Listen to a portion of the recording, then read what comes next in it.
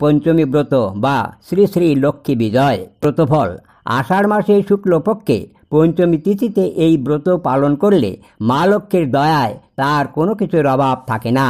ব্রত নিয়ম: ব্রতের আগের দিন নিরামিষ খেয়ে সংযমী হয়ে থাকতে হয়। পরদিন যথানিয়মে ঘট স্থাপন করে ফল ফুল নৈবেদ্য মিষ্টান্ন দিয়ে পূজা করবে এবং পূজা শেষে ব্রাহ্মণকে দক্ষিণা দিয়ে প্রণাম করবে।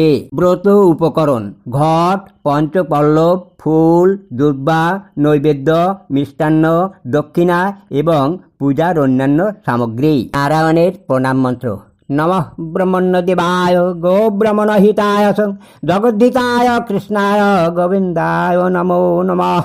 লক্ষ্মীদেবীর প্রণাম মন্ত্র: ওং বিশ্বরূপস্য ভজ্রাসি পদ্মে পদ্মলয়ে শুভে সর্বতঃ পাহি মাং দেবী মহালক্ষ্মী নমস্তুতে।